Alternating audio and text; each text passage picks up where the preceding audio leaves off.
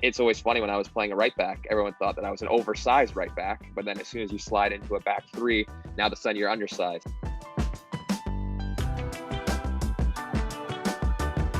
So just to start, what have your kind of first impressions been in, your first week or so in Montreal?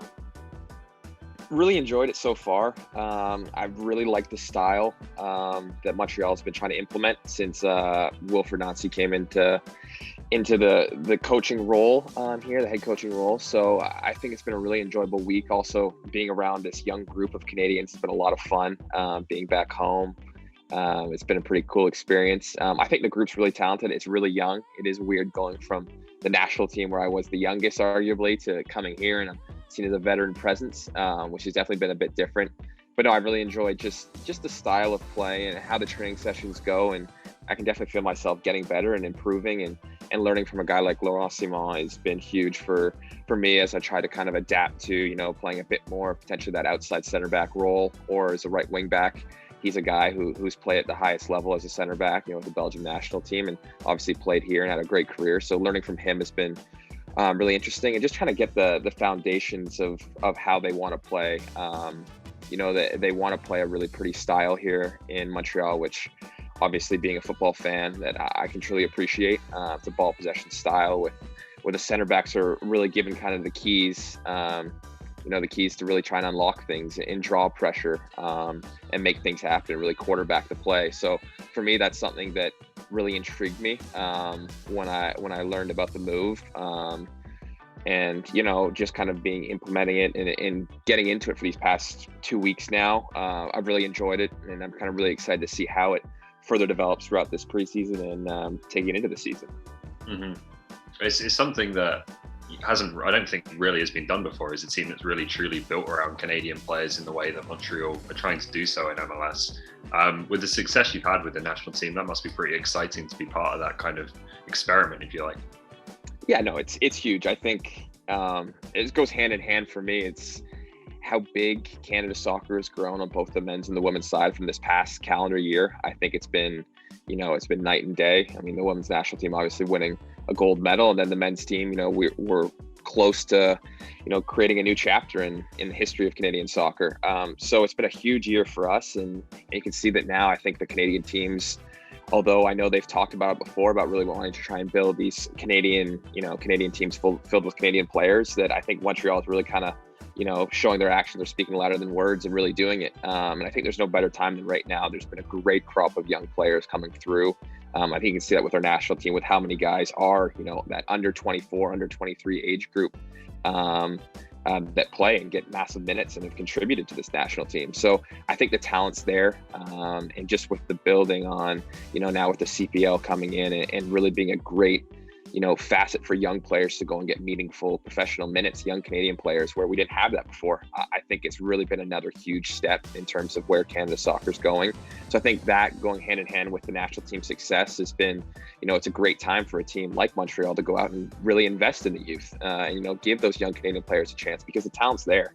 And I've seen it the past 2 weeks that I've been here on the field. There's some great young players that a lot of Canadian national team fans won't even know about. They won't even have known the names of, but I bet they will know in the next couple years. So that's exciting for me being a Canadian player and, kind of being now almost an older presence in that locker room and trying to help guide those young guys is something I'm really, excited by. And, it's just crazy how things have changed now with soccer in this country.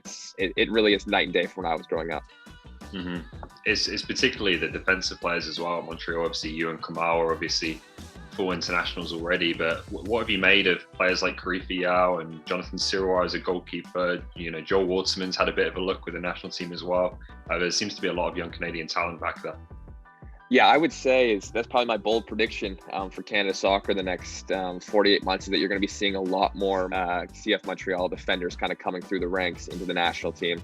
I think guys like Joel has been unbelievably impressive playing with him, his composure on the ball, his reading of the game. I think he's a guy that you're going to see a lot more of. And Karifa is coming into his own. He is an absolute powerful beast. When he tackles, everyone knows he's tackled because the ground's reverberating a little bit. So that's always fun. You always want him on your team in a rondo or anything you're doing that's possession based. But no, there's so much young Canadian talent. It's really, really cool to be around. I think another one that kind of goes unheard of is Mathieu Choinière. I think he's been, one of those players I've looked at. It kind of reminds me a little bit of myself almost to a degree, but he's maybe a little smaller, but unbelievably technical, can run forever, absolutely killed me on the beep test. Kid is fit as a fiddle, and just super technical and really smart player. And I think that's another kind of guy that, once he gets his chance and really can prove his mark and continue to show that consistency in the MLS and gets his chance with the national team, that Canadian national team fans are going like, where's this guy been? But I think that's what now we're starting to get to that stage as a national team program, that we do have players that, haven't gotten a chance yet that are unbelievably talented. And I think that's, one of the most exciting parts about this generation that's coming through. Mm-hmm. And looking at yourself, you touched on this earlier, but maybe being one of those kind of outside centre backs, having a bigger role in possession as well. What are the areas that you're looking to develop your game this year? For me, I think I had a good base. John really implemented a system and a style that almost molded and fit my game perfectly. That's what he's been so good at, I think, tactically, is that he looked at the players that he had and he didn't just try and force fit guys into the system that he wanted. He kind of made the system based around his players and the profiles that he had. I think it was a great spot for me, just in terms of it let me be a little more creative. It let me have, that he gave me the green light to go forward and attack, but also at the same time, it said, hey, look, you're center back. I want you to go out and defend 1v1 the channel. That's fine. You go be super aggressive. And that was something that all played to my forte. But things that I definitely want to improve on still are going to be composure on the ball in terms of playing in a back three. And then defensively, it's going to be about, winning those aerial duels and showing that a lot of people look and they see, a 5'11". I like to say I'm 6 foot if I'm playing center back, but they see potentially an undersized guy and they think, okay, let's attack him. But I know that I'm good in the air, but I still want to prove to other people and to those who watch that I'm not exactly just going to be free pickings on the back post. Because it's always funny, when I was playing a right back, everyone thought that I was an oversized right back, but then as soon as you slide into a back three, now all of a sudden you're undersized. So it's always funny like that, how that kind of works. So yeah, I think just in terms of just the defending, being, even more confident going into tackles and really kind of just playing and reading the game. And to be fair, I think I learned a lot playing beside Walker Zimmerman in Nashville with how to be a center back. Just watching with how much tenacity he went into every duel. I think it really showed like, hey, if you're going to go into something, go in 100%, or if you're not going to go in, then don't go in at all. You know what I mean? It was one of those that he taught me a lot just on how to really play the position and physically dominate, that I'm going to try and bring into my game as well. For sure. I don't think it happens for the first time until September. Maybe it'll be earlier in the Canadian Championship, but you're looking forward to coming back to Toronto in the blue and black? Oh, 100%. Coming back to Toronto, even in the Nashville colors, was always it was a weird moment, being the away team, still getting all my family members out there and having some cheers. But it'll be a little different now, especially being in the Montreal colors, because that is some type of rivalry, and I think it's only going to get bigger and stronger with the recent arrivals of some players on the two teams. So I know everyone in the locker room is excited for that game, me especially, obviously being from there. It's a big one for Kamal as well. So yeah, no, that's one that's going to be marked on the calendars for sure. Mm-hmm. And a lot sooner than that is obviously the Champions League, which can be a bit of an awkward one for MLS teams at the time of year that it happens. What kind of emphasis do you get the sense that the club wants to put on that competition this year? I think it's at the forefront of all of our minds that we know that a deep run in the Champions League would do a lot.